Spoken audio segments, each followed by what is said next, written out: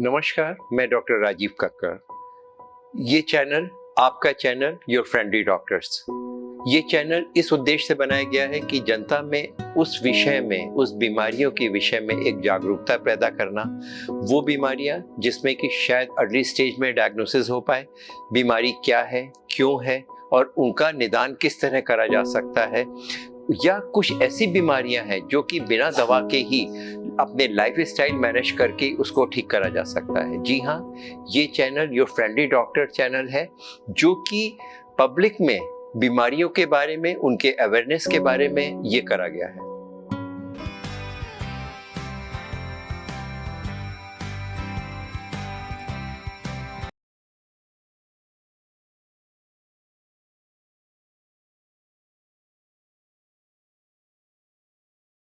Lung cancer, आज हम बात कर रहे हैं लंग कैंसर को कैसे अर्ली स्टेज में पहचाना जा सके, यानी कि उसकी डायग्नोसिस कैसे जल्दी करी जा सकती है। इसको एक साइलेंट किलर इसलिए कहा जाता है। अमूमन 10% केसेस में लंग कैंसर में कोई सिम्टम्स नहीं होते हैं। इनकी डायग्नोसिस उस परिस्थिति में होती है किसी कारण से स्क्रीनिंग के लिए या जनरल हेल्थ चेकअप के लिए कुछ जांचें हो रही हैं, एक्सरे कराया जाता है तो मालूम पड़ता है वहाँ पर कुछ गांठ है, कोई ऐसी चीज़ें हैं जो कि सस्पिशन होता है कि इनको लंग कैंसर है। कुछ पेशेंट्स जो हाई रिस्क ग्रुप के होते हैं, जो स्मोकर्स होते हैं, उसमें कुछ जांचें कराई जाती हैं तो मालूम पड़ता है उनको कैंसर है।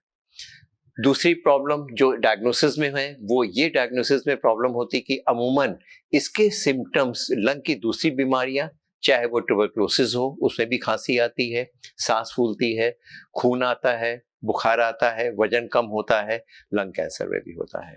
वो पेशेंट जो कि स्मोकर हैं, 20 साल से 30 साल से उनको सांस फूल रही है, सांस फूलने के साथ में अक्सर खांसी भी आती है, उसमें खून आया या बुखार हो गया या निमोनिया डेवलप हुआ। लंग कैंसर में भी उसी तरह होता है। एक ब्रोंकस, सांस की नली में प्रेशर हुआ, उसके डिस्टल, उसके आगे की तरफ पोर्शन में सेक्रेशन जमा हुए, सेकेंडरी इन्फेक्शन हुआ, निमोनिया हो गया। निमोनिया की शुरुआत हुई, बाद में मालूम पड़ा उनको लंग कैंसर हो गया।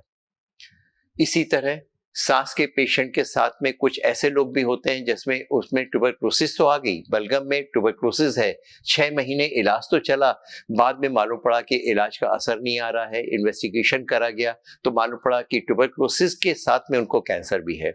एक वो एंटिटी होती है जैसे हम कहते हैं स्कार कार्सिनोमा। वो बीमारी काफी समय तक उनको, अगर लंग में कोई फाइब्रोसिस हो रही है, चाहे उसका कारण ट्यूबरकुलोसिस हो, चाहे उसका कारण कोई और बीमारी हो, उसकी वजह से जो फाइब्रोसिस, जो कांस्टेंट इरिटेशन होता है जिसे हम स्कार फॉर्मेशन कहते हैं, उसकी वजह से भी अगर कैंसर डेवलप होता है तो दो बीमारियां को एग्जिस्ट कर सकती हैं, साथ में हो सकती हैं, उनकी डायग्नोसिस मुश्किल होती है। सबसे पहले जो और बीमारियों में, जो और कैंसर में एक चीज होती है कि अर्ली डायग्नोसिस हो पाए तो इसका निदान, इसका इलाज संभव है और कम समय पे, ज्यादा समय तक आदमी सर्वाइव कर सकता है। सबसे साधारण जो टेस्ट होता है वो एक साधारण एक्सरे होता है। एक्सरे को देख करके हमें मालूम पड़ता है कि उसमें कोई गांठ है, पानी है या कोई ऐसी चीज है जिसमें हमें लंग की सस्पिशन हो रहा है। उसके बाद में दूसरा नॉन इन्वेजिव इन्वेस्टिगेशन है जिसको सीटी स्कैन कहते हैं। सीटी स्कैन से हमें बिल्कुल क्लियर कट मालूम हो जाता है कि किस तरह का पैटर्न है, कहाँ पे वो लंग है, लंग के एक ही पोर्शन में वो स्प्रेड करा हुआ है कि वो कहीं और भी आया हुआ है, लंग के और ग्लैंड्स होती हैं, उसका कोई इन्वॉल्वमेंट तो नहीं हो रहा है। इस तरह से हम लोग उसकी स्टेजिंग भी कर सकते हैं कि लंग कैंसर कहाँ स्प्रेड करा हुआ है और उसका कहाँ कहाँ से वो आया हुआ है। उसके अलावा एक पैट स्कैन होता है जो पूरी बॉडी में करा जाता है और इससे मालूम पड़ता है कि जो लंग कैंसर है, जो कि लंग मेटास्टेसाइज करके बॉडी के दूसरे पार्ट्स में पहुंच गया, चाहे वो ब्रेन हो, बोन हो, पेट में हो, लीवर में हो, कहाँ कहाँ वो स्प्रेड कर चुका है, उसकी वजह से अगर हमें मालूम हो जाता है कि वो कहाँ स्टेजिंग उसकी हो सकती है और स्टेजिंग के अनुसार ही उसका ट्रीटमेंट डिसाइड होता है। तो जो नॉन इन्वेजिव इन्वेस्टिगेशन जो होते हैं वो होते हैं CT scan, PET scan, and X-ray chest. उसके अलावा अगर हमें देखा गया है कि अगर हमें वो तो मालूम पड़ गया कि वहाँ पे एक शैडो तो है, लेकिन उसके लिए और उस किस टाइप का वो कैंसर है, लंग कैंसर तो है लेकिन उसकी टाइप क्या है, क्योंकि ये दो तरह के होता है, एक नॉन स्मॉल सेल कार्सिनोमा, एक small cell carcinoma. Small cell carcinoma कम होता है, नॉन स्मॉल सेल कार्सिनोमा ज़्यादा होता है, उसका ट्रीटमेंट भी ईजी होता है। जो स्मॉल सेल कार्सिनोमा होता है वो फैटल होता है, एक बार जाने के बाद में वो बार बार आता है, लेकिन उसका इंसिडेंस कम होता है। तो स्टेजिंग के साथ में उसका टाइप क्या है ये पता करने के लिए हमें एक उसकी बायोप्सी करनी होती है, फाइन निडल एस्पिरेशन बायोप्सी, जिसे हम FNAC कहते हैं, CT गाइडेड होती है या एक्सरे को देख करके उसमें एक ब्लाइंड प्रोसीजर होता है। CT से डायग्नोस इजी होता है, निडल डाल करके उसके कुछ सेल्स निकालते हैं और उससे मालूम पड़ जाता है कि हमें किस टाइप का कैंसर है। अगर अक्सर ऐसे देखा गया है निडल से वो चीज़ नहीं मालूम पड़ती है, FNAC से चीज़ क्लियर नहीं हो रही है, उस परिस्थिति में हम लोग लंग की बायोप्सी करते हैं। अक्सर लोग डाउट करते हैं, एक बार हमने उसकी बायोप्सी कर ली तो कहीं ऐसा ना हो वो कैंसर है वो कहीं और स्प्रेड तो नहीं कर जाएगा। ये एक भ्रांति है, जब तक हमें उसके बारे में मालूम नहीं पड़ेगा किस तरह का है, किस स्टेज का है, तो इसका इलाज हम कैसे कर सकते हैं।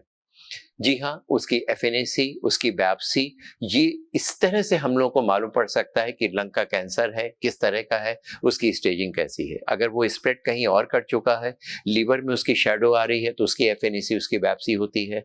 अगर वो बोन में है तो बोन में FNAC बायोप्सी होती है। जो पैट स्कैन होता है उसमें रेडियो एक्टिव हम लोग मटेरियल देते हैं, उसमें जो टिश्यू होता है, जो कैंसर सेल्स होता है, उनका अपटेक बढ़ा हुआ होता है, वो स्पॉट्स हॉट स्पॉट्स कहलाते हैं, उससे मालूम पड़ सकता है कि वो कहाँ-कहाँ स्प्रेड करा हुआ है। उसके अनुसार हम लोग को डिसीजन होता है कि हम लोग के लाइन ऑफ ट्रीटमेंट क्या होगा, हमें कीमोथेरेपी कब करनी है, हमें रेडियोथेरेपी कब करनी है, केवल ऑपरेशन से काम चल सकता है कि नहीं चल सकता है। इस तरह की चीज़ें हम लोग कर सकते हैं और नहीं केवल स्प्रेड, नहीं केवल वो लंग कैंसर कहाँ पर है, उसके अलावा ट्रीटमेंट का क्या रिस्पॉन्स है, इसके लिए भी हमें अक्सर हम लोग को CT करवाना या पैट स्कैन साल या 2 साल में करवाना पड़ता है कि उसका फिर दोबारा तो नहीं आ गया है, क्या वो फिर से स्प्रेड तो नहीं कर रहा है। इसके लिए भी फॉलोअप के लिए भी हमें कुछ डायग्नोसिस की जरूरत होती है।